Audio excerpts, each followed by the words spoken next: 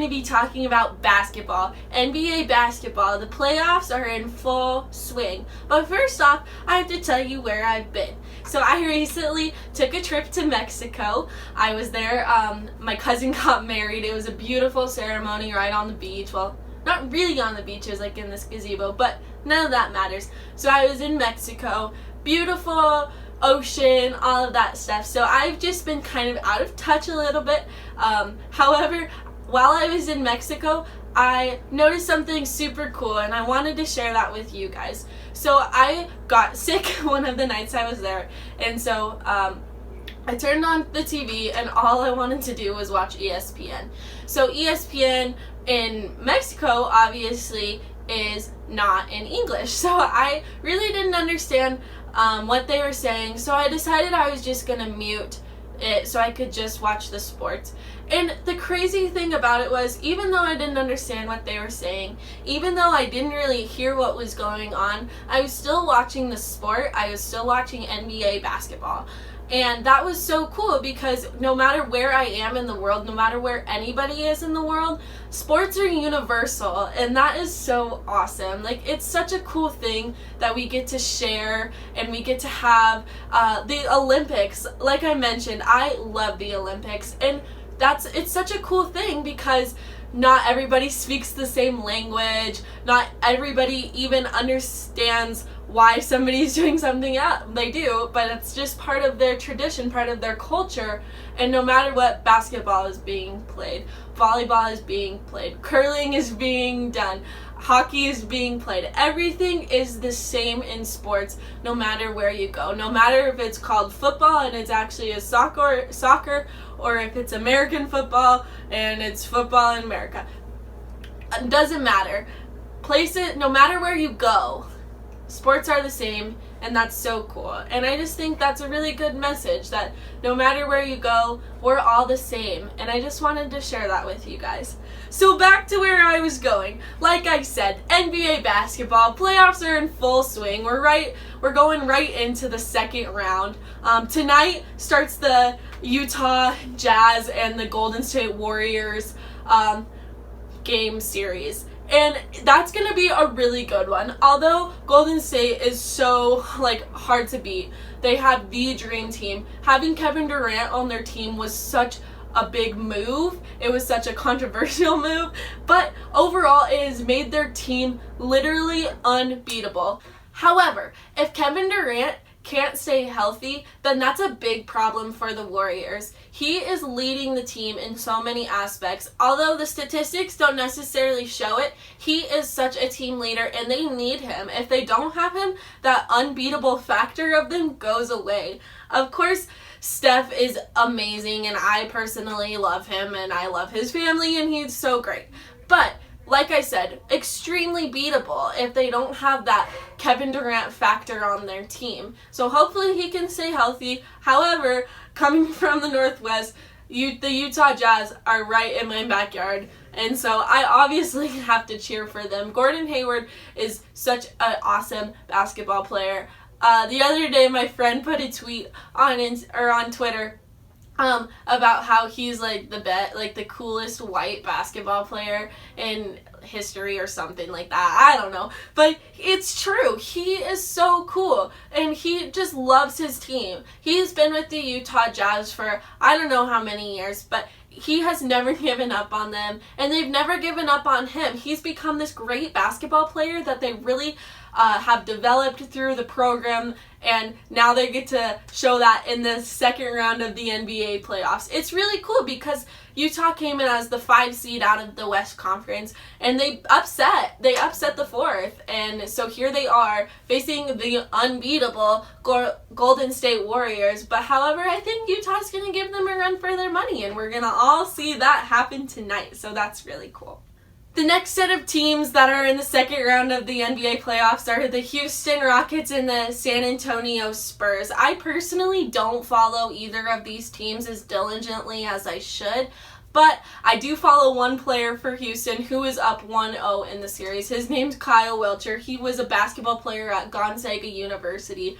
Obviously, I'm a big Gonzaga basketball fan, and I really love to see where their players go out in the world. I'm so excited for the NBA draft coming up because I get to see some really cool Gonzaga basketball players like Nigel Williams-Goss, Zach Collins go out into the NBA, go out and put their names out there, and gets Gonzaga more on the board, gets them on the map. That's if they can get those players out in the top, 20, then more high school basketball players are going to be attracted to Gonzaga, and Gonzaga is going to become this dynasty that you see at North Carolina, Kansas. Of course, they're not ever going to be as big as those schools, but in the Northwest, that's something they need. The West Coast Conference is a pretty weak conference, but Gonzaga has really proven themselves in the past few years, and so if players like Zach Collins, Nigel Williams-Goss go out there, and players like Kyle Welcher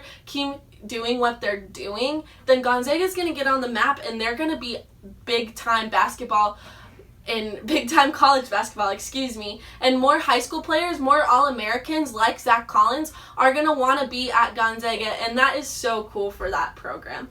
But anyway, all that aside, Houston is up 1-0 in this series. These are two Texas basketball teams facing each other, and it's going to be some pretty good basketball, I think, towards the end. Kawhi Leonard is obviously the leader for the San Antonio Spurs. He's been making a name for himself the past few years, and he has taken a lot of the weight that the San Antonio Spurs have on his own shoulders. He's been putting up big numbers, and I believe if he continues to lead the way he does, then San Antonio and Houston might be one of the best series in the second round of the playoffs. The next conference matchup that we have is Boston and Washington. Boston is up 1-0 in this series. Boston is being led by the inspirational Isaiah Thomas. Isaiah Thomas has faced some major heartbreak during this playoff season. His sister tragically passed away in a car accident, and he continued to play. He played for her, and that was just so inspirational. A lot of people didn't think he was going to come out, didn't expect him to come out and play the next day, but he did, and he showed up. Of course, wasn't his best game that he had.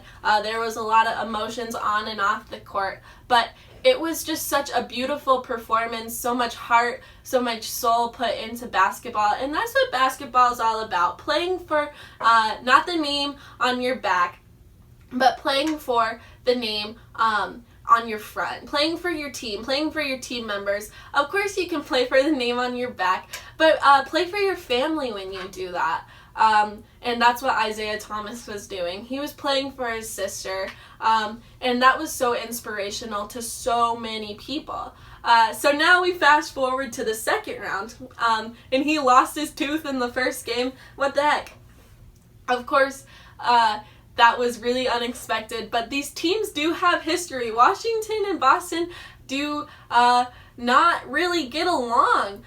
There's players on both sides that just really find conflict with the other. So this, like San Antonio and Houston, is going to be a pretty good matchup. Although I do have Boston going all the way in this series, I think that Washington's really going to put up a fight. Along with Boston, just like Kyle Welcher, I do have to say Kelly Olynyk is my favorite Boston player. He is so awesome. Like Kyle Welcher, he's from Gonzaga. His hair was the talk of the town over in Spokane about 3 or 4 years ago. And he has really made a name for himself in NBA basketball. Just like Kyle Welcher, just like Adam Morrison a long time ago. Not a long time ago, it was like a few years ago. Anyway, that doesn't matter.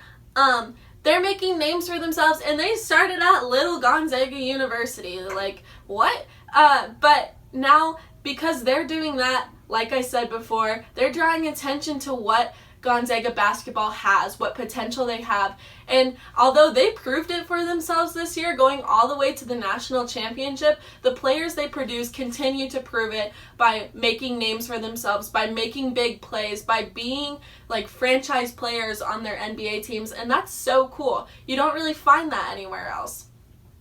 So Yes. Kelly Olynyk, favorite basketball player. Side story, I was in, 8th grade freshman year, and I went to a Gonzaga basketball game, and they were playing not very good team, and Loyola, I think. And so Kelly Olynyk didn't get to play a lot of minutes in that game because they wanted to save him for the big games coming up. But I still got to watch him play, and I just remember we were down on the lower level of the kennel, and he walked right in front of me, and I'm pretty sure I had like a heart attack because I was like little freshman 8th grade Chrissy was so in love with Kelly Olynyk. But yeah, so getting to see him make big moves on the professional level, I'm just so proud of him and all Gonzaga basketball players. So, like I said, I have Boston going all the way in that one. They lead Washington 1-0, and so we'll see, but Washington will give them a run for their money, but I think Boston's going to pull this one out. Our last matchup is Toronto and Cleveland. Although Toronto is going in as the 3rd seed, I just really don't see much of a future for them. Of course, they have great basketball players, but Cleveland is just such a dominant force. I mean, behind LeBron James, a lot can get done.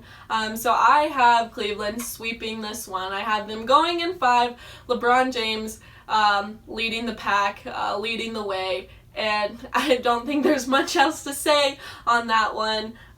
Cleveland leads right now 1-0, and I think that they're just going to lead the rest of the way. Toronto does have opportunities for advancement a little bit, but I think Cleveland, defending champs, are going to just find their way right back to the NBA Finals, even from the 2nd round. So that is my prediction for that matchup.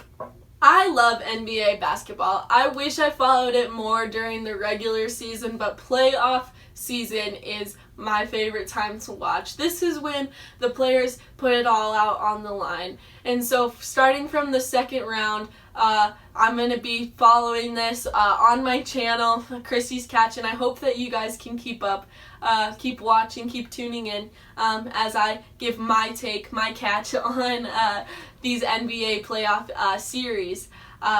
Once again, thank you all for watching. Sorry I was away, but Mexico was so much fun, and I hope to catch you guys all later. See ya!